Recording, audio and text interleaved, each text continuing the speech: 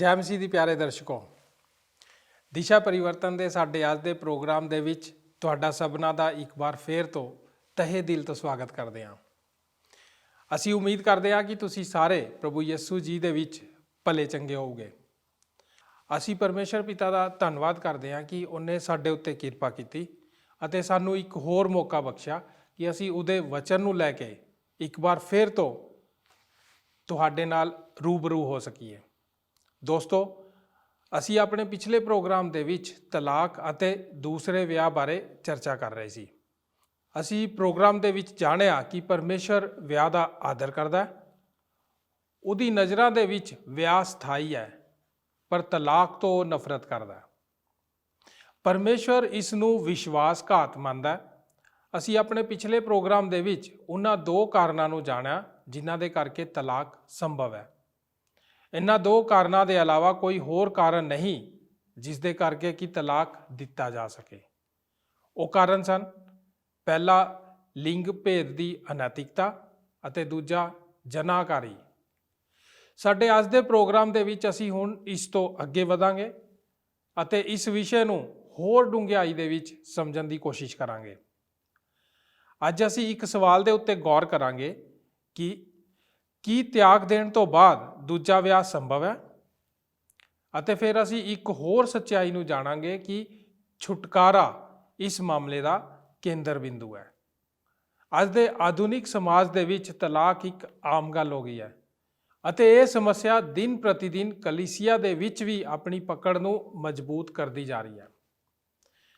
ਪਰਮੇਸ਼ਰ ਚਾਹੁੰਦਾ ਹੈ ਕਿ ਪਤੀ ਅਤੇ ਪਤਨੀ ਆਪਣੀ ਸਾਰੀ ਜ਼ਿੰਦਗੀ ਵਿੱਚ ਇੱਕ ਤਨ ਹੋ ਕੇ ਮੇਲ-ਜੋਲ ਦੇ ਨਾਲ ਪਰਮੇਸ਼ਰ ਦੀ ਮਹਿਮਾ ਕਰਦੇ ਹੋਏ ਗੁਜ਼ਾਰਨ ਅਤੇ ਇੱਕ ਦੂਜੇ ਲਈ ਭਰੋਸੇਮੰਦ ਅਤੇ ਜ਼ਿੰਮੇਦਾਰ ਹੋਣ। ਦੋਸਤੋ, ਅੱਜ ਦੇ ਪ੍ਰੋਗਰਾਮ ਦੇ ਵਿੱਚ ਤੁਸੀਂ ਕੁਝ ਅਜਿਹੇ ਤਰੀਕੇ ਜਾਣੋਗੇ ਜਿਨ੍ਹਾਂ ਨੂੰ ਅਪਣਾ ਕੇ ਤੁਸੀਂ ਆਪਣੇ ਵਿਆਹ ਨੂੰ ਬਰਬਾਦ ਹੋਣ ਤੋਂ ਬਚਾ ਸਕਦੇ ਹੋ। ਤਾਂ ਫਿਰ ਆਓ ਬਿਨਾਂ ਦੇਰ ਕੀਤੇ ਆਪਣੇ ਪ੍ਰੋਗਰਾਮ ਦੇ ਵਿੱਚ ਅੱਗੇ ਵਧਦੇ ਹਾਂ, ਪਰ ਇਸ ਤੋਂ ਪਹਿਲਾਂ ਆਓ ਆਪਣੇ ਮਨਾਂ ਨੂੰ ਪਰਮੇਸ਼ਰ ਦੇ ਵਚਨ ਦੇ ਲਈ ਤਿਆਰ ਕਰੀਏ। ਆਓ ਅਸੀਂ ਆਖਦੇ ਹਾਂ ਕਿ ਇੱਕ ਜਵਾਨ ਔਰਤ ਬਾਈਬਲ ਦੀ ਪੜ੍ਹਾਈ ਵਾਸਤੇ ਆਉਣ ਲੱਗ ਪਈ। ਮੈਂ ਇਹ ਕਹਾਣੀ ਬਣਾ ਰਿਹਾ ਹਾਂ, ਮੇਰੇ ਮਨ ਵਿੱਚ ਕੋਈ ਨਹੀਂ ਹੈ। ਉਹ ਬਾਈਬਲ ਦੀ ਸਿੱਖਿਆ ਲੈਣ ਲਈ ਆਉਣ ਲੱਗ ਪਈ। ਉਹਨੇ ਯਿਸੂ ਦੇ ਬਾਰੇ ਜਾਣਨਾ ਸ਼ੁਰੂ ਕਰ ਦਿੱਤਾ। ਉਹ ਉਹਨਾਂ ਔਰਤਾਂ ਦੇ ਚਿਹਰੇ ਵੇਖਣ ਲੱਗ ਪਈ ਜੋ ਸਿੱਖਿਆ ਲੈਣ ਆਉਂਦੀਆਂ ਸਨ, ਅਤੇ ਉਸਨੇ ਉਹਨਾਂ ਵਿੱਚ ਕੁਝ ਖਾਸ ਵੇਖਿਆ। ਉਸਨੇ ਪ੍ਰਸ਼ਨ ਪੁੱਛਣੇ ਸ਼ੁਰੂ ਕੀਤੇ। ਇਸ ਤੋਂ ਪਹਿਲਾਂ ਕਿ ਤੁਸੀਂ ਕੁਝ ਸਮਝੋ, ਉਹ ਇੱਕ ਰੈਸਟੋਰੈਂਟ ਦੇ ਟੇਬਲ ਤੇ ਬੈਠ ਕੇ ਇਹਨਾਂ ਵਿੱਚੋਂ ਇੱਕ ਔਰਤ ਕੋਲੋਂ ਪੁੱਛਦੀ ਹੈ ਕਿ ਤੂੰ ਯਿਸੂ ਮਸੀਹ ਨੂੰ ਕਿਵੇਂ ਜਾਣਿਆ, ਅਤੇ ਉਸਨੇ ਵਚਨ ਦੇ ਅਨੁਸਾਰ ਉੱਤਰ ਦਿੱਤਾ। ਉਹ ਇਸ ਤੋਂ ਬਹੁਤ ਪ੍ਰਸੰਨ ਹੋਈ। ਅਗਲੀ ਗੱਲ ਤੁਸੀਂ ਜਾਣਦੇ ਹੋ, ਉਹ ਦੋਵੇਂ ਅਗਲੇ ਦਿਨ ਪ੍ਰਾਰਥਨਾ ਕਰ ਰਹੀਆਂ ਸਨ ਅਤੇ ਇਹ ਜਵਾਨ ਔਰਤ ਯਿਸੂ ਮਸੀਹ ਨੂੰ ਆਪਣੇ ਦਿਲ ਵਿੱਚ ਬੁਲਾ ਰਹੀ ਸੀ। ਉਹ ਹੁਣ ਆਪਣੇ ਘਰ ਜਾਂਦੀ ਹੈ ਅਤੇ ਆਪਣੇ ਪਤੀ ਨੂੰ ਦੱਸਦੀ ਹੈ।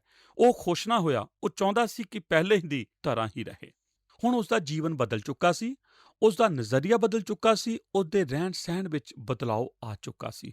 ਉਹ ਪ੍ਰਭੂ ਯਿਸੂ ਮਸੀਹ ਨੂੰ ਪਿਆਰ ਕਰਦੀ ਸੀ ਅਤੇ ਉਹ ਪ੍ਰਭੂ ਯਿਸੂ ਨਾਲ ਚੱਲਣਾ ਚਾਹੁੰਦੀ ਸੀ। ਉਸਦਾ ਪਤੀ ਹੁਣ ਉਸਦੇ ਨਾਲ ਕੋਈ ਵਾਸਤਾ ਰੱਖਣਾ ਨਹੀਂ ਸੀ ਚਾਹੁੰਦਾ।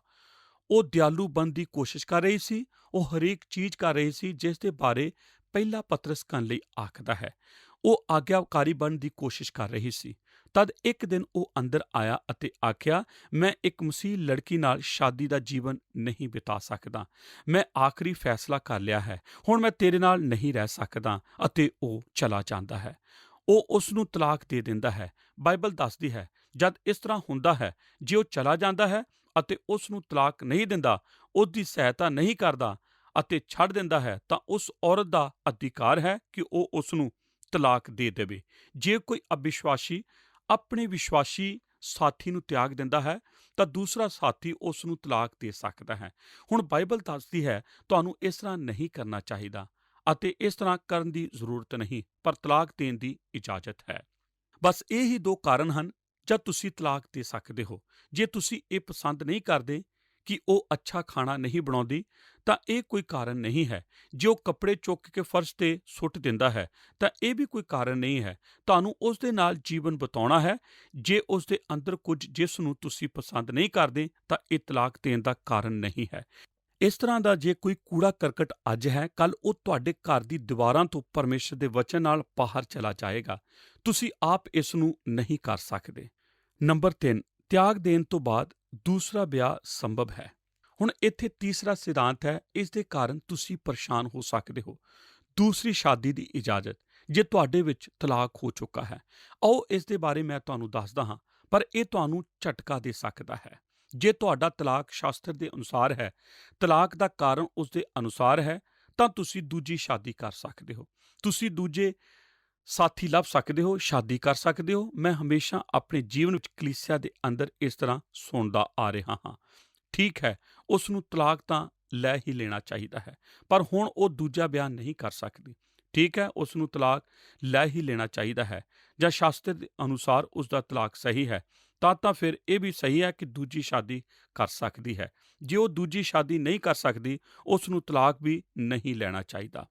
ਪਰਮੇਸ਼ਰ ਦਾ ਧੰਨਵਾਦ ਹੋ ਕਿ ਇਸ ਡਿੱਗਦੇ ਹੋਏ ਸੰਸਾਰ ਵਿੱਚ ਉਸ ਨੇ ਆਪਣੀ ਦਇਆ ਦੇ ਅਨੁਸਾਰ ਉਹਨਾਂ ਲੋਕਾਂ ਨੂੰ ਮੌਕਾ ਦਿੱਤਾ ਜੋ ਦੂਜੇ ਸਾਥੀ ਦੇ ਦੁਆਰਾ ਤਾੜਨਾ ਸਹਿੰਦੇ ਨੇ ਅਤੇ ਮਾਰ ਖਾਂਦੇ ਹਨ, ਤਲਾਕ ਦੇ ਕੇ ਦੂਜੀ ਸ਼ਾਦੀ ਕਰ ਸਕਦੇ ਹਨ। ਸਾਡੀ ਕਲੀਸਿਆ ਵਿੱਚ ਮੈਂ ਇਸ ਲਈ ਪਰਮੇਸ਼ਰ ਦੀ ਮਹਿਮਾ ਕਰਦਾ ਹਾਂ ਕਿ ਉਸ ਨੇ ਐਸੇ ਲੋਕਾਂ ਲਈ ਬਾਈਬਲ ਦੇ ਅਨੁਸਾਰ ਇਹੋ ਜਿਹੇ ਕੰਮ ਕੀਤੇ ਜਿਨ੍ਹਾਂ ਦੇ ਬਾਰੇ ਹੁਣੇ ਮੈਂ ਤੁਹਾਨੂੰ ਦੱਸਿਆ। ਐਸੇ ਲੋਕ ਜਿਨ੍ਹਾਂ ਨੇ ਸ਼ਾਸਤਰ ਦੇ ਦੁਆਰਾ ਤਲਾਕ ਲਿਆ ਸੀ, ਦੂਜੀ ਸ਼ਾਦੀ ਕਰਕੇ ਨਵੀਂ ਜ਼ਿੰਦਗੀ ਜਿਉਣ ਲਈ ਅੱਗੇ ਵਧੇ ਅਤੇ ਉਹਨਾਂ ਦੀ ਜ਼ਿੰਦਗੀ ਵਿੱਚ ਖੁਸ਼ਹਾਲ ਆਪਸੀ ਸੰਬੰਧ ਹਨ। ਨੰਬਰ 4, ਛੁਟਕਾਰਾ ਇਸ ਮਾਮਲੇ ਦਾ ਕੇਂਦਰ ਬਿੰਦੂ ਹੈ। ਸਿਧਾਂਤ ਨੰਬਰ 4, ਇਸ ਮੁੱਦੇ ਵਿੱਚ ਛੁਟਕਾਰਾ ਇੱਕ ਮਹੱਤਵਪੂਰਨ ਭੂਮਿਕਾ ਨਿਭਾਉਂਦਾ ਹੈ। ਮੈਂ ਚਾਹੁੰਦਾ ਸੀ ਮੇਰੇ ਕੋਲ ਬਹੁਤ ਸਮਾਂ ਹੁੰਦਾ, ਪਰ ਫਿਰ ਵੀ ਮੈਂ ਤੁਹਾਨੂੰ ਇਸ ਬਾਰੇ ਕੁਝ ਦੱਸਦਾ ਹਾਂ। ਜੇ ਤੁਸੀਂ ਹੁਣ ਇਸ ਚਰਚ ਵਿੱਚ ਸਿਰਫ ਇਹ ਸੋਚ ਕੇ ਆਓ ਕਿ ਤੁਸੀਂ ਇੱਕ ਜੋੜੇ ਵਿੱਚ ਹੋ, 45 ਜਾਂ 50 ਸਾਲ ਦੇ ਹੋ ਅਤੇ ਬਚਾਏ ਗਏ ਹੋ, ਪ੍ਰਭੂ ਨੂੰ ਜਾਣਨ ਤੋਂ ਪਹਿਲਾਂ ਤੁਸੀਂ ਸ਼ਾਦੀ ਵਿੱਚ ਇੱਕ ਦੂਜੇ ਦੇ ਸਾਥੀ ਬਣ ਚੁੱਕੇ ਸੀ। ਹੁਣ ਤੁਸੀਂ ਪ੍ਰਭੂ ਕੋਲ ਆਉਂਦੇ ਹੋ ਅਤੇ ਮੈਨੂੰ ਉਸ ਦੇ ਬਾਰੇ ਸੰਦੇਸ਼ ਦਿੰਦੇ ਹੋਏ ਸੁਣਦੇ ਹੋ, ਅਤੇ ਅੱਜ ਰਾਤ ਖਾਣਾ ਖਾਂਦੇ ਹੋਏ ਤੁਸੀਂ ਇੱਕ ਦੂਜੇ ਵੱਲ ਇਹ ਸੋਚਦੇ ਹੋਏ ਵੇਖ ਰਹੇ ਹੋ ਕਿ ਤੁਸੀਂ ਦੋਨੇ ਇੱਕੋ ਹੀ ਘਰ ਵਿੱਚ ਇਕੱਠੇ ਹੋਣੇ ਚਾਹੀਦੇ ਹੋ। ਨਹੀਂ, ਕਿ ਇਸ ਤਰ੍ਹਾਂ ਨਹੀਂ ਹੁੰਦਾ। ਬਾਈਬਲ ਪਹਿਲਾ ਕੁਰਿੰਥੀਆਂ 7 ਵਿੱਚ ਆਖਦੀ ਹੈ, ਜਦ ਤੁਸੀਂ ਮਸੀਹ ਕੋਲ ਆਉਂਦੇ ਹੋ, ਤੁਹਾਨੂੰ ਉਸ ਜਗ੍ਹਾ ਤੇ ਠਹਿਰੇ ਰਹਿਣਾ ਹੈ ਤਾਂ ਕਿ ਮਸੀਹ ਤੁਹਾਨੂੰ ਆਪਣੀ ਦਇਆ ਦੇ ਦੁਆਰਾ ਉੱਚੇ ਸਤਰ ਤੱਕ ਲੈ ਜਾਵੇ ਜਿੱਥੇ ਤੁਸੀਂ ਜਾਣਾ ਚਾਹੁੰਦੇ ਹੋ। ਤੁਹਾਡੇ ਵਿੱਚੋਂ ਕੁਝ ਲੋਕ ਪ੍ਰਭੂ ਕੋਲ ਉਸ ਪੁਰਾਣੀ ਜ਼ਿੰਦਗੀ ਵਿੱਚ ਆਏ ਜਿੱਥੇ ਹੁਣ ਸੋਚਦੇ ਸਨ ਕਿ ਜੋ ਕੁਝ ਕਰ ਦਿੱਤਾ ਸੋ ਕਰ ਦਿੱਤਾ। ਤੁਸੀਂ ਮਸੀਹ ਕੋਲ ਆਏ ਹੋ ਅਤੇ ਉਹ ਤੁਹਾਡੇ ਸੰਬੰਧ ਨੂੰ ਪਵਿੱਤਰ ਬਣਾ ਦਿੰਦਾ ਹੈ। ਇਸ ਗੱਲ ਦੀ ਪਰਵਾਹ ਨਾ ਕਰੋ ਕਿ ਤੁਹਾਡੇ ਬਚਾਏ ਜਾਣ ਤੋਂ ਪਹਿਲਾਂ ਕੀ ਹੋ ਚੁੱਕਾ ਹੈ। ਇਸ ਗੱਲ ਦੀ ਪਰਵਾਹ ਕਰੋ ਕਿ ਛੁਟਕਾਰਾ ਲੈਣ ਤੋਂ ਬਾਅਦ ਕੀ ਹੋਇਆ। ਪਰਮੇਸ਼ਰ ਨਾਲ ਚੱਲਦੇ ਰਹੋ ਅਤੇ ਆਨੰਦ ਮਨਾਓ ਅਤੇ ਉਸ ਦੀ ਮਹਿਮਾ ਕਰੋ ਅਤੇ ਉਸ ਵਿੱਚ ਆਨੰਦਿਤ ਰਹੋ।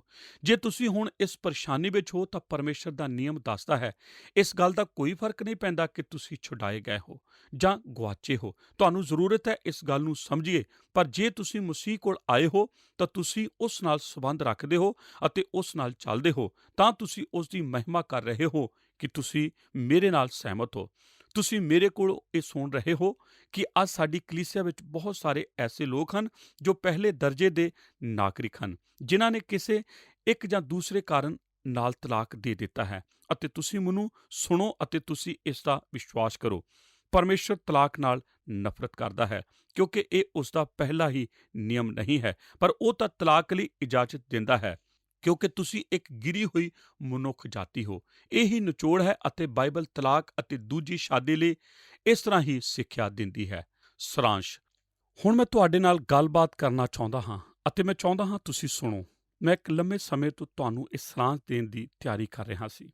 ਜਦ ਮੈਂ ਇਸ ਤੱਕ ਪਹੁੰਚਿਆ, ਮੈਂ ਸਮਝ ਗਿਆ ਕਿ ਤੁਹਾਨੂੰ ਕਿਹੜੀ ਚੀਜ਼ਾਂ ਦੇ ਬਾਰੇ ਦੱਸਣਾ ਹੈ, ਇਸ ਲਈ ਤੁਸੀਂ ਬਸ ਮੈਨੂੰ ਧਿਆਨ ਨਾਲ ਸੁਣੋ। ਹੋ ਸਕਦਾ ਹੈ ਤੁਸੀਂ ਇਹਨਾਂ ਗੱਲਾਂ ਨੂੰ ਬਾਈਬਲ ਵਿੱਚ ਕਿਸੇ ਖਾਲੀ ਜਗ੍ਹਾ ਤੇ ਲਿਖ ਕੇ ਰੱਖੋ, ਪਰ ਮੈਂ ਆਸ਼ਾ ਕਰਦਾ ਹਾਂ ਕਿ ਤੁਸੀਂ ਇਹਨਾਂ ਨੂੰ ਦਿਲ ਵਿੱਚ ਲਿਖੋਗੇ। ਨੰਬਰ 1, ਜੇ ਤੁਹਾਡੀ ਸ਼ਾਦੀ ਵਿੱਚ ਹੁਣ ਤੱਕ ਸਭ ਠੀਕ ਠਾਕ ਹੈ ਤਾਂ ਪਰਮੇਸ਼ਰ ਦਾ ਧੰਨਵਾਦ ਕਰੋ ਅਤੇ ਇਸ ਸਫਲਤਾ ਲਈ ਫੁੱਲੇ ਨਾ ਸਮਾਓ। ਤੁਹਾਡੇ ਵਿੱਚੋਂ ਕੁਝ ਲੋਕ ਸੋਚ ਰਹੇ ਹੋਣਗੇ, ਮੈਂ ਯਕੀਨ ਨਾਲ ਕਹਿ ਸਕਦਾ ਹਾਂ ਕਿ ਪਾਸਟਰ ਜਰਮੀਆ ਅੱਜ ਬੇਵਕੂਫੀ ਦੀਆਂ ਗੱਲਾਂ ਕਰ ਰਿਹਾ ਹੈ। ਮੈਂ ਜਾਣਦਾ ਹਾਂ ਐਸੇ ਲੋਕਾਂ ਨੂੰ ਜਾਣਨ ਦੀ ਜ਼ਰੂਰਤ ਹੈ। ਹੁਣ ਧਿਆਨ ਨਾਲ ਸੁਣੋ। ਜੋ ਮੈਂ ਜਾਣਦਾ ਹਾਂ, ਜੇ ਪਰਮੇਸ਼ਰ ਦੀ ਦਇਆ ਨਾ ਹੋਵੇ ਤਾਂ ਸਾਡੇ ਵਿੱਚੋਂ ਹਰੇਕ ਸ਼ਾਦੀ ਦੀ ਪੀੜਾ ਤੋਂ ਪਰੇਸ਼ਾਨ ਹੋ ਸਕਦਾ ਹੈ। ਜੇ ਪਰਮੇਸ਼ਰ ਦੀ ਤੁਹਾਡੇ ਉੱਤੇ ਆਸ਼ੀਸ਼ ਹੈ ਅਤੇ ਉਸ ਨੇ ਤੁਹਾਨੂੰ ਇੱਕ ਸਹੀ ਸ਼ਾਦੀ ਦਿੱਤੀ ਹੈ ਜੋ ਕਈ ਸਾਲਾਂ ਤੋਂ ਨਿਭ ਰਹੀ ਹੈ, ਬੱਚੇ ਪੈਦਾ ਹੋਏ ਹਨ ਅਤੇ ਹੋਰ ਵੀ ਕਈ ਚੀਜ਼ਾਂ ਇਸ ਤਰ੍ਹਾਂ ਦੀਆਂ ਹੋਈਆਂ ਹਨ। ਤਾਂ ਪਹਿਲੀ ਚੀਜ਼ ਜੋ ਤੁਹਾਨੂੰ ਕਰਨੀ ਚਾਹੀਦੀ ਹੈ, ਜਾਂ ਤੁਸੀਂ ਘਰ ਜਾਓ ਤਾਂ ਕੁਝ ਸਮੇਂ ਕੱਢ ਕੇ ਘੁਟਨੇ ਟੇਕ ਕੇ ਪਰਮੇਸ਼ਰ ਦਾ ਇਹਨਾਂ ਸਭ ਚੀਜ਼ਾਂ ਦਾ ਧੰਨਵਾਦ ਕਰੋ ਜਿਸ ਨੇ ਤੁਹਾਨੂੰ ਇਹ ਆਸ਼ੀਸ਼ਾਂ ਦਿੱਤੀਆਂ ਹਨ। ਤੁਸੀਂ ਸਿੱਧ ਨਹੀਂ ਹੋ, ਉਹ ਵੀ ਸਿੱਧ ਨਹੀਂ ਹੈ, ਪਰ ਇਹ ਪਰਮੇਸ਼ਰ ਦੀ ਹੀ ਵਡਿਆਈ ਹੈ ਜਿਸ ਨੇ ਤੁਹਾਡੀ ਸ਼ਾਦੀ ਖੁਸ਼ਹਾਲ ਬਣਾਈ ਹੋਈ ਹੈ। ਨੰਬਰ 2, ਉਹਨਾਂ ਦਾ ਨਿਆਂ ਕਰੋ ਜੋ ਸੰਘਰਸ਼ ਕਰ ਰਹੇ ਹਨ ਜਾਂ ਜੋ ਪਹਿਲੇ ਹੀ ਤਲਾਕ ਲੈ ਚੁੱਕੇ ਹਨ। ਮੈਂ ਪਿਛਲੇ ਹਫ਼ਤੇ ਇਸ ਤਰ੍ਹਾਂ ਪੜ੍ਹ ਰਿਹਾ ਸੀ, ਜਿਸ ਤਰ੍ਹਾਂ ਤੁਸੀਂ ਦੂਜਿਆਂ ਦਾ ਨਿਆਂ ਕਰਦੇ ਹੋ ਉਸ ਤਰੀਕੇ ਨਾਲ ਤੁਹਾਡਾ ਵੀ ਨਿਆਂ ਕੀਤਾ ਜਾਵੇਗਾ। ਜਿਸ ਮਾਪ ਨਾਲ ਤੁਸੀਂ ਦੂਜਿਆਂ ਲਈ ਮਾਪਦੇ ਹੋ ਉਸੇ ਤਰ੍ਹਾਂ ਤੁਹਾਡੇ ਲਈ ਵੀ ਨਾਪਿਆ ਜਾਵੇਗਾ। ਇਸ ਦੇ ਬਾਅਦ ਜੋ ਕੁਝ ਇਸ ਤਰ੍ਹਾਂ ਦੇ ਵਿਚਾਰ ਲਿਖੇ, ਇਹ ਗੱਲ ਬੇਤਰਤੀਬ ਖਿਆਲ ਨਹੀਂ ਹੈ, ਪਰ ਇਹ ਤਾਂ ਪਰਮੇਸ਼ਰ ਦਾ ਆਤਮਿਕ ਨਿਯਮ ਹੈ। ਜਿਸ ਤਰ੍ਹਾਂ ਤੁਸੀਂ ਦੂਜੇ ਦਾ ਨਿਆਂ ਕਰਦੇ ਹੋ ਉਸੇ ਤਰ੍ਹਾਂ ਤੁਹਾਡਾ ਵੀ ਨਿਆਂ ਕੀਤਾ ਜਾਵੇਗਾ। ਜੇ ਤੁਸੀਂ ਦੂਜਿਆਂ ਵਿੱਚ ਛੋਟੀਆਂ-ਛੋਟੀਆਂ ਭੈੜੀਆਂ ਗੱਲਾਂ ਲੱਭਦੇ ਹੋ ਤਾਂ ਯਾਦ ਰੱਖੋ ਤੁਹਾਡੇ ਨਾਲ ਠੀਕ ਇਸੇ ਤਰ੍ਹਾਂ ਦਾ ਹੀ ਵਰਤਾਓ ਕੀਤਾ ਜਾਵੇਗਾ। ਜਿਸ ਤਰੀਕੇ ਨਾਲ ਤੁਸੀਂ ਕੁਝ ਆਪਣੇ ਜੀਵਨ ਵਿੱਚ ਦਿੰਦੇ ਹੋ ਉਸੇ ਤਰ੍ਹਾਂ ਤੁਹਾਨੂੰ ਵਾਪਸ ਦਿੱਤਾ ਜਾਵੇਗਾ। ਸਾਡੇ ਵਿੱਚ ਕੌਣ ਪਰਮੇਸ਼ਰ ਦੇ ਸਾਹਮਣੇ ਖੜਾ ਹੋਵੇਗਾ ਅਤੇ ਆਖੇਗਾ, ਮੇਰੇ ਪਰਮੇਸ਼ਰ ਮੇਰਾ ਨਿਆਂ ਕਰ, ਜਿਸ ਤਰ੍ਹਾਂ ਮੈਂ ਦੂਜਿਆਂ ਲਈ ਕੀਤਾ ਸੀ। ਮੈਂ ਇਸ ਗੱਲ ਨਾਲ ਸਹਿਮਤ ਹਾਂ ਕਿ ਕਦੇ ਤੁਸੀਂ ਸੋਚਿਆ ਹੈ ਕਿ ਤੁਹਾਨੂੰ ਬਾਈਬਲ ਦੀਆਂ ਗੱਲਾਂ ਨਾਲ ਸਹਿਮਤ ਹੋਣਾ ਚਾਹੀਦਾ ਹੈ। ਮੈਂ ਚਾਹੁੰਦਾ ਹਾਂ ਤੁਸੀਂ ਜਾਣ ਲਵੋ, ਪਰਮੇਸ਼ਰ ਦੇ ਜਨ ਹੋਣ ਦੇ ਨਾਤੇ ਤੁਹਾਨੂੰ ਇਹਨਾਂ ਗੱਲਾਂ ਨੂੰ ਆਪਣੇ ਦਿਲ ਵਿੱਚ ਰੱਖਣਾ ਚਾਹੀਦਾ ਹੈ, ਤਾਂ ਤੁਹਾਡੇ ਦਿਲ ਦਾ ਕੂੜਾ ਸਾਫ਼ ਹੋ ਜਾਵੇਗਾ। ਪਰਮੇਸ਼ਰ ਦਾ ਜਨ ਹੋਣ ਦੇ ਨਾਤੇ ਸਾਨੂੰ ਇਹ ਹੱਕ ਨਹੀਂ ਕਿ ਅਸੀਂ ਕਿਸੇ ਲਈ ਆਪਣਾ ਮੂੰਹ ਵੱਟੀਏ, ਪਰ ਪਰਮੇਸ਼ਰ ਦੀ ਦਇਆ ਨਾਲ ਸਾਨੂੰ ਚਾਹੀਦਾ ਹੈ ਕਿ ਅਸੀਂ ਚੁੱਪ ਰਹੀਏ। ਸਾਨੂੰ ਉਹਨਾਂ ਲਈ ਦਇਆ ਆਉਣੀ ਚਾਹੀਦੀ ਹੈ ਜੋ ਅਸਫਲ ਹੋ ਰਹੇ ਹਨ ਅਤੇ ਪ੍ਰੇਮ ਨਾਲ ਭਰ ਕੇ ਉਹਨਾਂ ਦੀ ਹੌਸਲਾ ਵਧਾਈ ਕਰਨੀ ਚਾਹੀਦੀ ਹੈ। ਨੰਬਰ 3, ਜੇ ਤੁਹਾਡੀ ਸ਼ਾਦੀ ਵਿੱਚ ਕਿਸ ਤਰ੍ਹਾਂ ਦੀ ਦਰਾੜ ਆ ਰਹੀ ਹੈ ਤਾਂ ਉਸ ਨੂੰ ਹੁਣੇ ਹੀ ਸੁਧਾਰ ਲਵੋ। ਜਾਂ ਤੁਹਾਡੀ ਸ਼ਾਦੀ ਵਿੱਚ ਕੋਈ ਦਰਾੜ ਆ ਜਾਂਦੀ ਹੈ, ਸਾਨੂੰ ਇਹ ਇੰਤਜ਼ਾਰ ਨਹੀਂ ਕਰਨਾ ਚਾਹੀਦਾ ਕਿ ਦਰਾੜ ਪੂਰੀ ਤਰ੍ਹਾਂ ਵੱਧ ਜਾਏ। ਤੁਹਾਡੇ ਵਿੱਚੋਂ ਕੁਝ ਲੋਕ ਆਖ ਸਕਦੇ ਹਨ ਕਿ ਹੁਣੇ ਹੀ ਇਸ ਦਾ ਇਲਾਵਾ ਹੁਣ ਕੋਈ ਹੋਰ ਚਾਰਾ ਨਹੀਂ ਕਿ ਅਸੀਂ ਦੂਜੇ ਵਿਅਕਤੀ ਕੋਲ ਜਾਈਏ ਅਤੇ ਆਖੀਏ, ਸਾਡੀ ਸਮੱਸਿਆ ਦਾ ਹੱਲ ਕਰ। ਤੁਸੀਂ ਕਿਸੇ ਦਫ਼ਤਰ ਵਿੱਚ ਜਾ ਸਕਦੇ ਹੋ ਅਤੇ ਆਪਣੇ ਵਕੀਲ ਇੱਕ ਪਾਸੇ ਬੈਠ ਸਕਦੇ ਹੋ ਅਤੇ ਦੂਜੇ ਟੇਬਲ 'ਤੇ ਦੂਜਾ ਸਾਥੀ ਆਪਣੇ ਵਕੀਲ ਨਾਲ ਬੈਠ ਕੇ ਆਪਣੀ ਸਮੱਸਿਆ ਨੂੰ ਸੁਲਝਾਉਣ ਦੇ ਬਾਰੇ ਅਗਲਾ ਕਦਮ ਚੁੱਕ ਸਕਦਾ ਹੈ। ਤੁਹਾਡੇ ਕੋਲ ਚੋਣ ਹੈ ਜਾਂ ਤੁਹਾਡੀ ਸ਼ਾਦੀ ਨੂੰ ਨੁਕਸਾਨ ਹੋ ਰਿਹਾ ਹੈ ਅਤੇ ਤੁਸੀਂ ਜਾਣਦੇ ਹੋ ਕਿ ਤੁਸੀਂ ਇਸ ਦਾ ਸਾਹਮਣਾ ਨਹੀਂ ਕਰ ਪਾ ਰਹੇ। ਦੇਰ ਨਾ ਕਰੋ, ਨਹੀਂ ਤਾਂ ਬਹੁਤ ਦੇਰ ਹੋ ਜਾਵੇਗੀ। ਅੱਗੇ ਵਧੋ ਅਤੇ ਆਪਣੀ ਸਹਾਇਤਾ ਕਰੋ। ਪਿਛਲੇ 30 ਸਾਲਾਂ ਤੋਂ ਮੈਂ ਐਸੇ ਮਾਮਲਿਆਂ ਦਾ ਸਾਹਮਣਾ ਕਰ ਰਿਹਾ ਹਾਂ ਅਤੇ ਵੇਖਿਆ ਹੈ 95% ਤੀਵੀਆਂ ਹੀ ਆਉਂਦੀਆਂ ਹਨ। ਮੈਂ ਯਾਦ ਨਹੀਂ ਕਰ ਸਕਦਾ ਕਿ ਕਿੰਨੀ ਵਾਰ ਪਤਨੀਆਂ ਨੇ ਆ ਕੇ ਮੈਨੂੰ ਦੱਸਿਆ ਹੈ ਕਿ ਸਾਡੀ ਸ਼ਾਦੀ ਵਿੱਚ ਗੜਬੜ ਚੱਲ ਰਹੀ ਹੈ। ਸ਼ਾਇਦ ਹੀ ਕੋਈ ਪਤੀ ਆ ਕੇ ਇਸ ਤਰ੍ਹਾਂ ਆ ਕੇ ਦੱਸਦਾ ਹੈ, ਪਰ ਇਹ ਗਲਤ ਹੈ। ਪਤੀ ਪਰਿਵਾਰ ਦਾ ਮੁਖੀਆ ਹੁੰਦਾ ਹੈ। ਇਹ ਮੁਖੀਆ ਕਿਸ ਲਈ ਹੁੰਦਾ ਹੈ? ਮੁਖੀਆ ਤਾਂ ਔਖੇ ਵੇਲੇ ਲਈ ਹੁੰਦਾ ਹੈ ਅਤੇ ਉਸ ਨੂੰ ਹੀ ਪਰਿਵਾਰ ਦੀ ਹਰੇਕ ਪਰੇਸ਼ਾਨੀ ਦੇ ਹੱਲ ਕਰਨ ਦੀ ਜ਼ਰੂਰਤ ਹੈ। ਜੇਕਰ ਤੁਹਾਡੇ ਪਰਿਵਾਰ ਜਾਂ ਤੁਹਾਡੀ ਸ਼ਾਦੀ ਵਿੱਚ ਉਸ ਤਰ੍ਹਾਂ ਨਹੀਂ ਚੱਲ ਰਿਹਾ ਜਿਸ ਤਰ੍ਹਾਂ ਕਿ ਚੱਲਣਾ ਚਾਹੀਦਾ ਹੈ, ਤਾਂ ਸ਼੍ਰੀਮਾਨ ਜੀ ਆਪਣੀ ਲੀਡਰਸ਼ਿਪ ਨੂੰ ਇਸਤੇਮਾਲ ਕਰੋ, ਕਦਮ ਚੁੱਕੋ ਅਤੇ ਆਖੋ, ਮੈਂ ਮੁਲਾਕਾਤ ਕਰਨ ਜਾ ਰਿਹਾ ਹਾਂ ਅਤੇ ਅਸੀਂ ਇਸ ਦਾ ਹੱਲ ਕੱਢ ਲਿਆ ਹੈ ਅਤੇ ਇਹ ਹੱਲ ਨਿਕਲ ਰਿਹਾ ਹੈ। ਇਹ ਇੰਤਜ਼ਾਰ ਨਾ ਕਰੋ ਕਿ ਉਹ ਕੁਝ ਕਰੇਗੀ, ਇਹ ਠੀਕ ਨਹੀਂ ਹੈ। ਉਹ ਇਸ ਨੂੰ ਕਰਨਾ ਨਹੀਂ ਚਾਹੁੰਦੀ, ਉਹ ਚਾਹੁੰਦੀ ਹੈ ਤੁਸੀਂ ਇਸ ਨੂੰ ਕਰੋ। ਉਹ ਇਸ ਤਰ੍ਹਾਂ ਕਰਦੀ ਹੈ ਕਿਉਂ ਜੋ ਤੁਸੀਂ ਇਸ ਤਰ੍ਹਾਂ ਨਹੀਂ ਕਰਦੇ। ਇਸ ਤਰ੍ਹਾਂ ਬਾਰ-ਬਾਰ ਹੀ ਹੁੰਦਾ ਹੈ।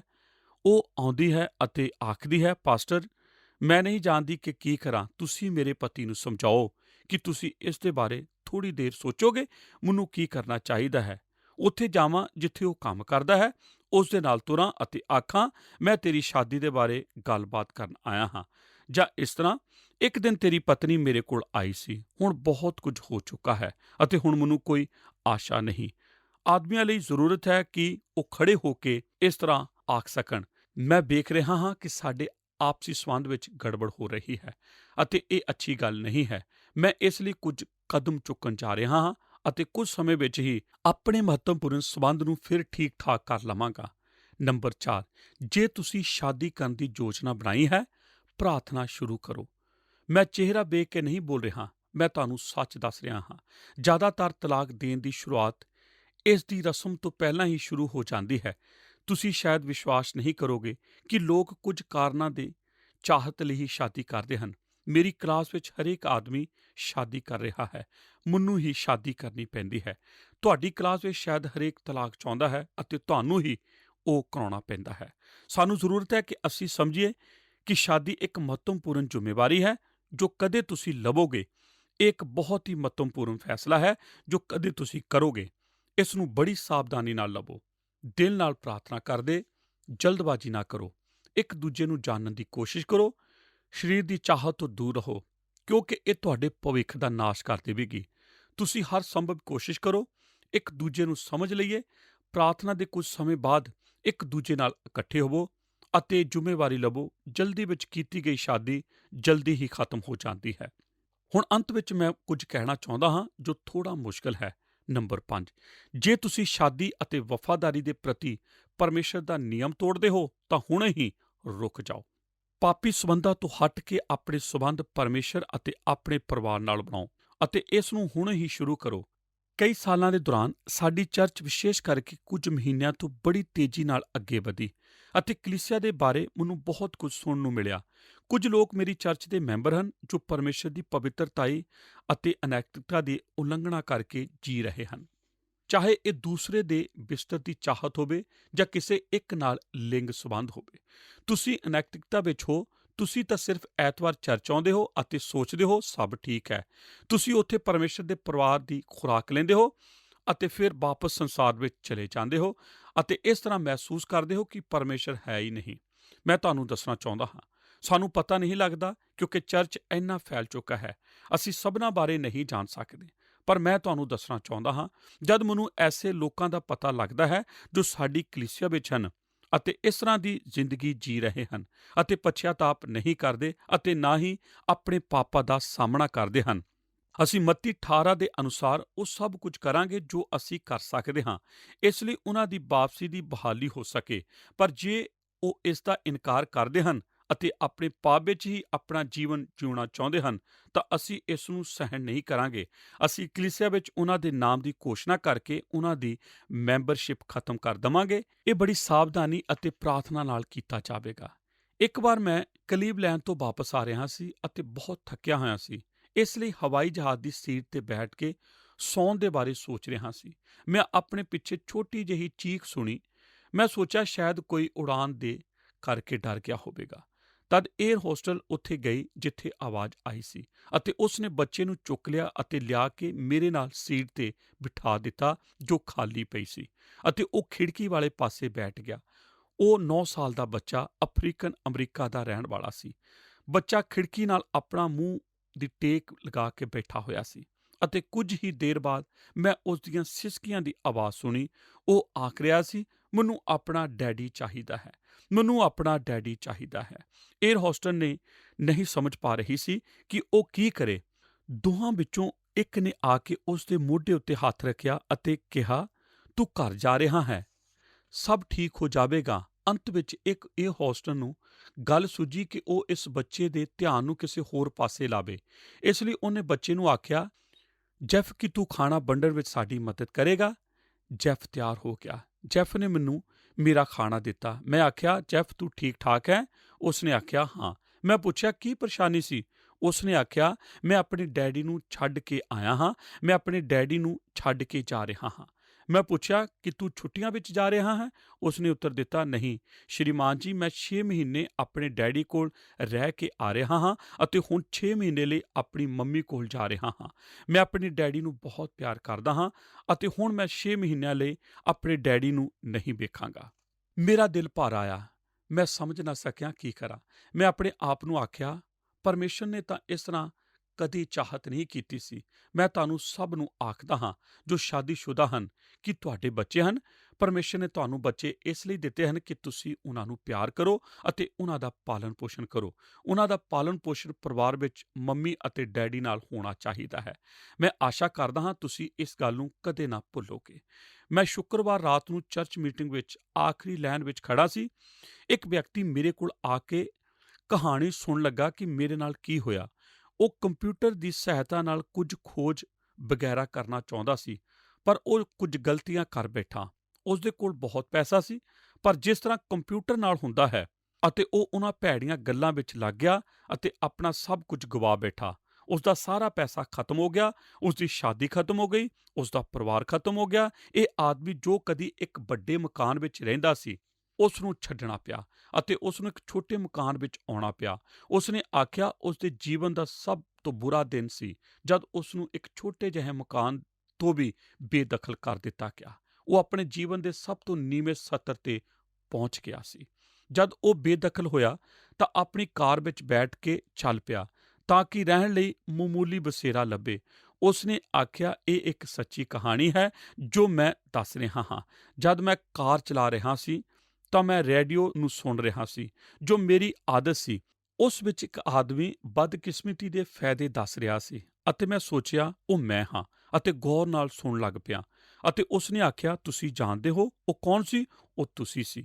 ਆਪਣੇ ਸੰਦੇਸ਼ ਵਿੱਚ ਤੁਸੀਂ ਕੁਝ ਇਸ ਤਰ੍ਹਾਂ ਆਖਿਆ ਸੀ, ਤੁਸੀਂ ਜੋ ਵੀ ਕਰਨ ਜਾ ਰਹੇ ਹੋ, ਜੋ ਕੁਝ ਵੀ ਤੁਸੀਂ ਅਹਿਸਾਸ ਕਰ ਰਹੇ ਹੋ, ਇਸ ਨੂੰ ਇਕੱਲੇ ਕਰਨ ਦੀ ਕੋਸ਼ਿਸ਼ ਨਾ ਕਰੋ। ਤੁਹਾਨੂੰ ਯਿਸੂ ਦੀ ਜ਼ਰੂਰਤ ਹੈ।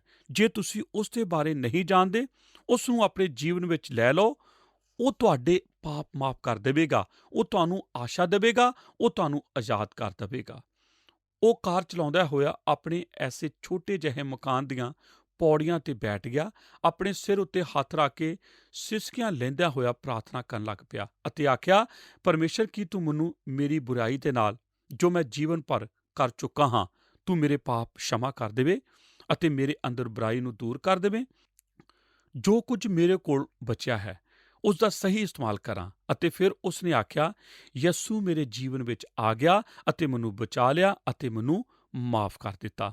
ਤਦ ਉਸ ਨੇ ਇੱਕ ਸਮੇਂ ਵਿੱਚ ਆਖਿਆ, ਮੈਂ ਚਾਹੁੰਦਾ ਹਾਂ ਕਿ ਮੇਰੀ ਸ਼ਾਦੀ ਵਾਪਸ ਮੈਨੂੰ ਮਿਲ ਗਈ ਅਤੇ ਮੇਰਾ ਪੈਸਾ ਮੈਨੂੰ ਵਾਪਸ ਮਿਲ ਗਿਆ ਅਤੇ ਮੈਨੂੰ ਇੱਕ ਵੱਡਾ ਘਰ ਮਿਲ ਗਿਆ, ਪਰ ਮੈਨੂੰ ਉਹ ਕੁਝ ਵਾਪਸ ਨਾ ਮਿਲਿਆ। ਮੈਨੂੰ ਆਪਣਾ ਜੀਵਨ ਵਾਪਸ ਮਿਲ ਗਿਆ, ਇਸ ਦੀ ਹੀ ਮੈਨੂੰ ਜ਼ਰੂਰਤ ਸੀ। ਤਦ ਉਸ ਨੇ ਮੇਰੀ ਮੁਲਾਕਾਤ ਕਿਸੇ ਨਾਲ ਕਰਾਈ ਜੋ ਉਸ ਦੇ ਜੀਵਨ ਵਿੱਚ ਆਈ ਸੀ, ਇੱਕ ਜਵਾਨ ਔਰਤ ਜਿਸ ਨੇ ਉਸ ਨੂੰ ਕੁਝ ਕਿਤਾਬਾਂ ਦਿੱਤੀਆਂ ਸਨ ਜੋ ਇਹਨਾਂ ਨੂੰ ਉਸ ਦੇ ਜਨਮ ਦਿਨ ਤੇ ਦੇਣਾ ਚਾਹੁੰਦੀ ਸੀ। ਉਹ ਉਸ ਦੇ ਨਾਲ ਆ ਚੁੱਕੀ ਸੀ। ਮੈਂ ਆਪਣੇ ਆਪ ਵਿੱਚ ਸੋਚਿਆ, ਇਹ ਕਿੰਨਾ ਅੱਛਾ ਹੈ। ਯਿਸੂ ਮਸੀਹ ਹੀ ਹੈ ਜੋ ਸਾਡੇ ਜੀਵਨ ਦੀਆਂ ਖਿਲਰੀਆਂ ਚੀਜ਼ਾਂ ਨੂੰ ਲੈ ਲੈਂਦਾ ਹੈ ਅਤੇ ਫਿਰ ਉਹਨਾਂ ਨੂੰ ਇਕੱਠਾ ਕਰਕੇ ਵਾਪਸ ਕਰ ਦਿੰਦਾ ਹੈ ਤਾਂ ਕਿ ਅਸੀਂ ਆਪਣੇ ਜੀਵਨ ਵਿੱਚ ਅੱਗੇ ਵਧ ਸਕੀਏ, ਅਤੇ ਉਹ ਇਸ ਦੇ ਨਾਲ ਆਪਣੀ ਦਇਆ ਵੀ ਜੋੜ ਦਿੰਦਾ ਹੈ। ਜੇ ਤੁਸੀਂ ਅੱਜ ਦੇ ਇਸ ਜਗਤ ਵਿੱਚ ਇਹ ਸਭ ਕੁਝ ਕਰਨ ਦੀ ਕੋਸ਼ਿਸ਼ ਕਰ ਰਹੇ ਹੋ ਤਾਂ ਮੈਂ ਤੁਹਾਨੂੰ ਦੱਸਣਾ ਚਾਹੁੰਦਾ ਹਾਂ ਕਿ ਤੁਸੀਂ ਬਿਨਾਂ ਯਿਸੂ ਮਸੀਹ ਦੇ ਤੁਸੀਂ ਇਹ ਸਭ ਕੁਝ ਨਹੀਂ ਕਰ ਸਕਦੇ। ਤੁਹਾਨੂੰ ਜ਼ਰੂਰਤ ਹੈ ਯਿਸੂ ਮਸੀਹ ਦੀ। ਤੁਸੀਂ ਆਪਣੀ ਸ਼ਾਦੀ ਦੇ ਜੀਵਨ ਵਿੱਚ ਨਹੀਂ ਚੱਲ ਸਕਦੇ ਜੇ ਕਿਸੇ ਹੋਰ ਗੱਲ ਵਿੱਚ ਬਿਨਾਂ ਉਸ ਦੇ। ਮੈਂ ਚਾਹੁੰਦਾ ਹਾਂ ਕਿ ਤੁਸੀਂ ਅੱਜ ਉਸ ਨੂੰ ਆਪਣੇ ਜੀਵਨ ਵਿੱਚ ਸਵੀਕਾਰ ਕਰੋ। ਆਮੀਨ। ਪਿਆਰੇ ਦਰਸ਼ਕੋ, ਅਸੀਂ ਉਮੀਦ ਕਰਦੇ ਹਾਂ ਕਿ ਤੁਹਾਨੂੰ ਸਾਡਾ ਅੱਜ ਦਾ ਅਧਿਐਨ ਸਮਝ ਆਇਆ ਹੋਵੇਗਾ ਅਤੇ ਤੁਸੀਂ ਸਾਰਿਆਂ ਨੇ ਇਸ ਦਾ ਬਹੁਤ ਸਾਰਾ ਆਤਮਿਕ ਲਾਭ ਪ੍ਰਾਪਤ ਕੀਤਾ ਹੋਵੇਗਾ। ਸਾਡੇ ਅੱਜ ਦੇ ਅਧਿਐਨ ਦੇ ਵਿੱਚ ਅਸੀਂ ਤਲਾਕ ਅਤੇ ਦੂਜੇ ਵਿਆਹ ਦੇ ਬਾਰੇ ਗੌਰ ਕਰ ਰਹੇ ਸੀ। ਅੱਜ ਅਸੀਂ ਇੱਕ ਸਵਾਲ ਦੇ ਜਵਾਬ ਨੂੰ ਪ੍ਰਾਪਤ ਕਰਨ ਦੀ ਕੋਸ਼ਿਸ਼ ਕੀਤੀ ਕਿ ਉਹ ਕਿਹੜੀਆਂ ਪਰਿਸਥਿਤੀਆਂ ਹਨ ਜਿਨ੍ਹਾਂ ਦੇ ਵਿੱਚ ਕੋਈ ਵਿਅਕਤੀ ਤਲਾਕ ਲੈ ਸਕਦਾ ਹੈ। ਅਸੀਂ ਇਹ ਵੀ ਜਾਣਿਆ ਕਿ ਤਲਾਕ ਦੇ ਮੁੱਦੇ ਵਿੱਚ ਛੁਟਕਾਰਾ ਇੱਕ ਮਹੱਤਵਪੂਰਨ ਭੂਮਿਕਾ ਨਿਭਾਉਂਦਾ ਹੈ। ਅੱਜ ਦੇ ਪ੍ਰੋਗਰਾਮ ਦੇ ਵਿੱਚ ਅਸੀਂ ਜਾਣਿਆ ਕਿ ਅਸੀਂ ਕੁਝ ਅਜਿਹੇ ਤਰੀਕੇ ਅਪਣਾ ਸਕਦੇ ਹਾਂ ਜਿਹਦੇ ਨਾਲ ਆਪਣੇ ਵਿਆਹ ਨੂੰ ਬਰਬਾਦ ਹੋਣ ਤੋਂ ਬਚਾ ਸਕਦੇ ਹਾਂ। ਇਸ ਦੇ ਲਈ ਅਸੀਂ ਕੁਝ ਫੈਸਲੇ ਲੈ ਸਕਦੇ ਹਾਂ, ਜਿਵੇਂ ਕਿ ਜੇਕਰ ਤੁਹਾਡਾ ਵਿਆਹ ਠੀਕ ਹੈ ਤਾਂ ਤੁਹਾਨੂੰ ਪਰਮੇਸ਼ਰ ਦਾ ਧੰਨਵਾਦ ਕਰਨਾ ਚਾਹੀਦਾ। ਉਹਨਾਂ ਦਾ ਨਿਆਂ ਨਾ ਕਰੋ ਜੋ ਸੰਘਰਸ਼ ਕਰ ਰਹੇ ਹਨ ਜਾਂ ਜਿਨ੍ਹਾਂ ਦੇ ਵਿੱਚ ਤਲਾਕ ਹੋ ਗਿਆ ਹੈ। ਜੇਕਰ ਤੁਹਾਡੇ ਵਿਆਹ ਵਿੱਚ ਮੁਸ਼ਕਿਲਾਂ ਪੈ ਰਹੀਆਂ ਹਨ ਤਾਂ ਹੁਣੇ ਹੀ ਸਹਾਇਤਾ ਲਵੋ। ਜੇਕਰ ਤੁਸੀਂ ਵਿਆਹ ਕਰਨ ਦੀ ਯੋਜਨਾ ਬਣਾਈ ਹੈ ਤਾਂ ਪ੍ਰਾਰਥਨਾ ਸ਼ੁਰੂ ਕਰੋ। ਜੇਕਰ ਤੁਸੀਂ ਪਰਮੇਸ਼ਵਰ ਦਾ ਸੱਚਾਈ ਦੇ ਨਾਲ ਰਹਿਣ ਦਾ ਨਿਯਮ ਤੋੜਦੇ ਹੋ, ਇਸ ਨੂੰ ਹੁਣੇ ਹੀ ਬੰਦ ਕਰੋ। ਦੋਸਤੋ, ਹੁਣ ਸਾਨੂੰ ਇਜਾਜ਼ਤ ਦਿਓ ਕਿਉਂਕਿ ਪ੍ਰੋਗਰਾਮ ਨੂੰ ਸਮਾਪਤ ਕਰਨ ਦਾ ਸਮੇਂ ਹੋ ਗਿਆ। ਸਾਡੇ ਨਾਲ ਅੱਜ ਦੇ ਪ੍ਰੋਗਰਾਮ ਦੇ ਵਿੱਚ ਅਖੀਰ ਤੱਕ ਬਣੇ ਰਹਿਣ ਦੇ ਲਈ ਤੁਹਾਡਾ ਸਾਰਿਆਂ ਦਾ ਬਹੁਤ-ਬਹੁਤ ਧੰਨਵਾਦ। ਜੇਕਰ ਤੁਹਾਨੂੰ ਸਾਡਾ ਅੱਜ ਦਾ ਪ੍ਰੋਗਰਾਮ ਚੰਗਾ ਲੱਗਾ ਤਾਂ ਤੁਸੀਂ ਸਾਨੂੰ ਮਿਸ ਕਾਲ ਕਰਕੇ ਦੱਸ ਸਕਦੇ ਹੋ। ਜੇਕਰ ਤੁਹਾਨੂੰ ਪ੍ਰਾਰਥਨਾ ਦੀ ਜ਼ਰੂਰਤ ਹੈ ਜਾਂ ਫਿਰ ਪ੍ਰੋਗਰਾਮ ਤੋਂ ਸੰਬੰਧਿਤ ਕੋਈ ਗੱਲਬਾਤ ਸਾਡੇ ਨਾਲ ਕਰਨਾ ਚਾਹੁੰਦੇ ਹੋ ਤਾਂ ਤੁਸੀਂ ਸਾਡੇ ਨਾਲ ਹੁਣੇ ਹੀ ਸੰਪਰਕ ਕਰ ਸਕਦੇ ਹੋ। ਸਾਡੇ ਸੰਪਰਕ ਨੰਬਰ ਤੁਹਾਡੇ ਟੈਲੀਵਿਜ਼ਨ ਦੀ ਸਕਰੀਨ ਦੇ ਉੱਤੇ ਆ ਰਹੇ ਹਨ। ਆਓ ਪ੍ਰਾਰਥਨਾ ਕਰਦੇ ਹਾਂ।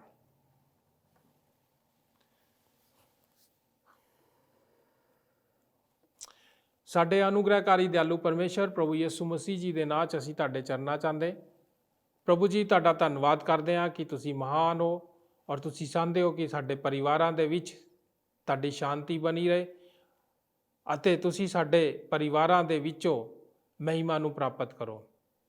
ਪਿਤਾ ਪਰਮੇਸ਼ਰ, ਅੱਜ ਅਸੀਂ ਇਸ ਸੰਸਾਰ ਵਿੱਚ ਪਹੁੰਚ ਗਏ ਹਾਂ ਜਿਹੜਾ ਬਹੁਤ ਸਾਰੀ ਬੁਰਾਈਆਂ ਨਾਲ ਭ੍ਰਸ਼ਟ ਹੋ ਚੁੱਕਾ। ਪਰਿਵਾਰ ਦੇ ਵਿੱਚ ਵੀ ਬੁਰਾਈ ਆ ਚੁੱਕੀ ਆ ਪਿਤਾ। ਪਤੀ ਪਤਨੀ ਦੇ ਸੰਬੰਧ ਕਮਜ਼ੋਰ ਹੁੰਦੇ ਜਾ ਰਹੇ ਆ ਔਰ ਲੋਕ ਪ੍ਰਭੂ ਜੀ ਵਿਆਹ ਦੀ ਆਸਥਾ ਨੂੰ ਪ੍ਰਭੂ ਜੀ ਹੁਣ ਹਲਕੇ 'ਚ ਲੈਣ ਲੱਗ ਗਏ ਆ। ਸਾਡੀ ਕਲੀਸਿਆ ਦੇ ਵਿੱਚ ਵੀ ਪ੍ਰਭੂ ਜੀ ਤਲਾਕ ਦਾ ਮੁੱਦਾ ਜਿਹੜਾ ਆਮ ਗੱਲ ਹੁੰਦੀ ਜਾ ਰਹੀ ਹੈ। ਪ੍ਰਭੂ ਜੀ, ਅਸੀਂ ਤੁਹਾਡੇ ਵਚਨ ਤੋਂ ਅੱਜ ਸਿੱਖਿਆ ਕਿ ਤੁਸੀਂ ਤਲਾਕ ਤੋਂ ਨਫ਼ਰਤ ਕਰਦੇ ਹੋ ਔਰ ਚਾਹੁੰਦੇ ਹੋ ਕਿ ਤੁਹਾਡੇ ਵਿੱਚ ਪਤੀ ਪਤਨੀ ਇੱਕ ਇਹੋ ਜਿਹੇ ਪਰਿਵਾਰ ਬਣ ਕੇ ਉਭਰਨ ਜਿਹਦੇ ਨਾਲ ਤੁਹਾਡੇ ਨਾਮ ਨੂੰ ਮਹਿਮਾ ਮਿਲੇ।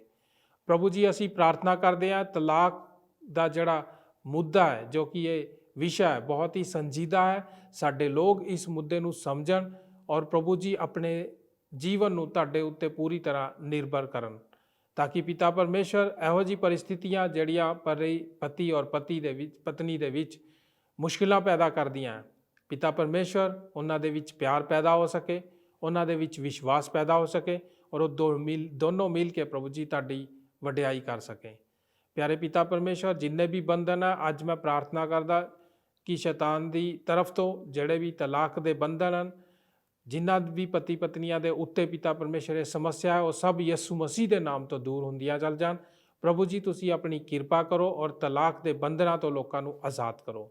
ਹੁਣ ਦੋ ਪਿਤਾ ਪਰਮੇਸ਼ਰ, ਜੋ ਕੋਈ ਇਸ ਵਿਸ਼ੇ 'ਚ ਅੱਗੇ ਵਧ ਰਿਹਾ ਕਿ ਉਹ ਆਪਣੇ ਪਤੀ ਜਾਂ ਪਤਨੀ ਤੋਂ ਤਲਾਕ ਲਵੇ, ਪ੍ਰਭੂ ਜੀ ਉਹਨਾਂ ਦਾ ਤੁਸੀਂ ਮੇਲ ਮਿਲਾਪ ਕਰਨ ਵਿੱਚ ਮਦਦ ਕਰੋ।